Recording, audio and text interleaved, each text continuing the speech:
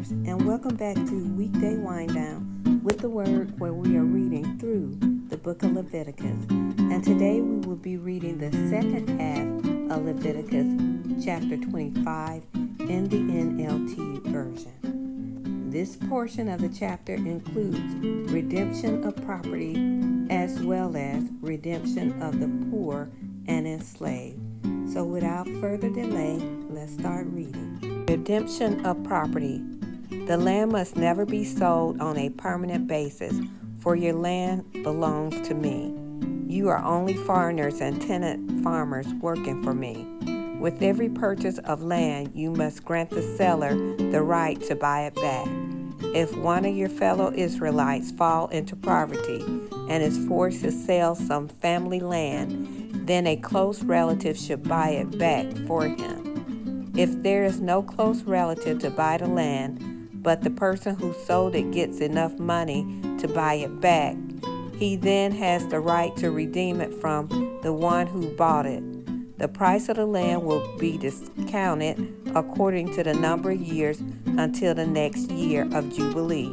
In this way, the original owner can then return to the land. But if the original owner cannot afford to buy back the land, it will remain with the new owner until the next year of Jubilee. In the Jubilee year, the land must be returned to the original owners so they can return to their family land. Anyone who sells a house inside a walled town has the right to buy it back for a full year after its sale. During that year, the seller retains the right to buy it back. But if it is not bought back within a year, the sale of the house within the walled town cannot be reversed. It will become the permanent property of the buyer. It will not be returned to the original owner in the year of Jubilee.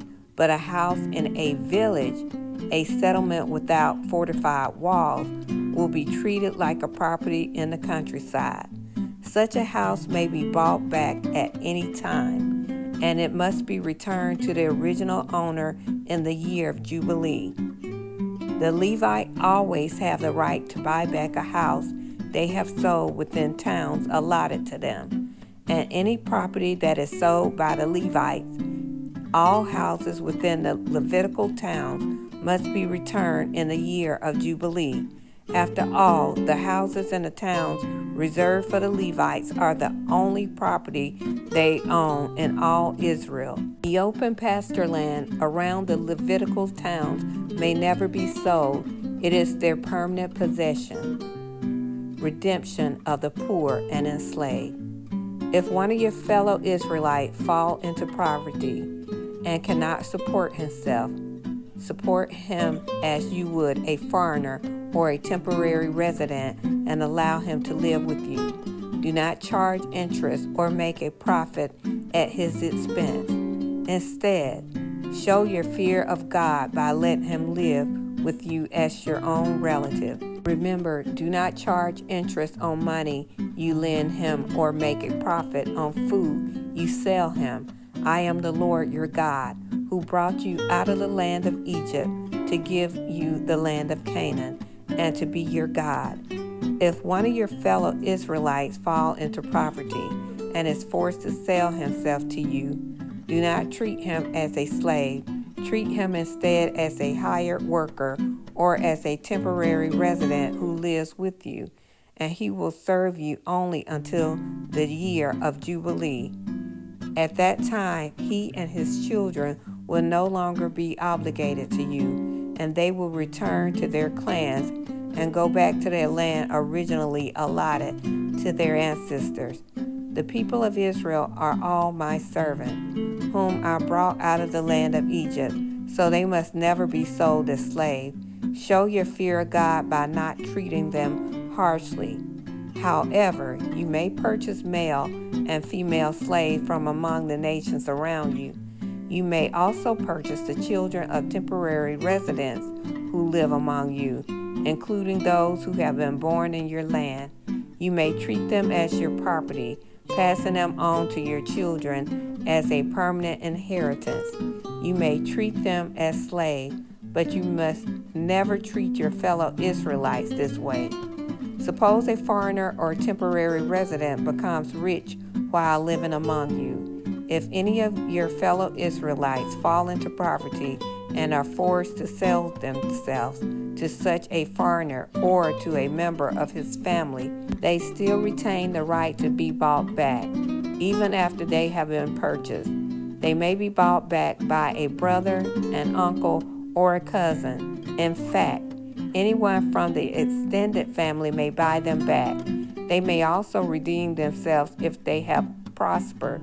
They will negotiate the price of their freedom with the person who bought them. The price will be based on a number of years from the time they were sold until the next year of Jubilee, whatever it would cost to hire a worker for that period of time. If many years still remain until the Jubilee, they will repay the proper portion of what they received when they were sold themselves. If only a few years remain until the year of Jubilee, they will repay a small amount for their redemption. The foreigner must treat them as workers hired on a yearly basis. You must not allow a foreigner to treat any of your fellow Israelites harshly. If any Israelites have not been bought back by the time the year of Jubilee arrived, they and their children must be set free at that time. For the people of Israel belong to me. They are my servants, whom I brought out of the land of Egypt. I am the Lord your God. And that concludes the reading of chapter 25 in the NLT version. One of the things that stood out to me as I was reading this, also was in the last portion, is when they were talking about how we should not treat the Israelites harshly. And who are the Israelites? The Israelites are the Jews. And so when I was reading that, it just made me think of everything that's going on today. It seemed to be a lot of backlash against Jewish people now. Especially here in America. I can just speak for America. I cannot speak about other countries because I don't know what's going on all over the world. But here in America, it seems to be a lot of backlash against the Jews. And to me, I just think that God is not pleased with that. God will, if his people are doing wrong, you best believe he will take care of them in his own way. We just need to be obedient to him. We can pray for them, pray about the situation, and if we can do something that's pleasing unto God or use some of his wisdom not to be in a situation where we are abused by Jews, and I'm not saying that I'm believing everything everybody is saying, but if he gives us wisdom to get out of that situation, then we get out. But we should not try to get back at him or try to get revenge or say anything bad about him. I mean, you just separate yourself from it and give it to the Lord in prayer, because they are still his people and he will take care of them if they are doing wrong. So I was just thinking about that. As I read about him saying, do not treat the Israelites harshly, even though they may be your slave. Don't treat them harshly. Or, when you're buying or selling back to them, do not treat them harshly. And so God is a God, and I've said it before, but it's so true. He doesn't change. He doesn't change. So, I would be very careful about talking about the Jews or plotting to do them wrong. Anyway, that's all I have to say. What do you think about this particular part of chapter 25? Put it in the comments below. I would love to hear your take on chapter 25 or the second half, or what the Lord has revealed to you. And I got to end it here because my time is about to end. Thank you once again for listening to Weekday Wind Down with the Word, and have a blessed life in Jesus Christ. Bye.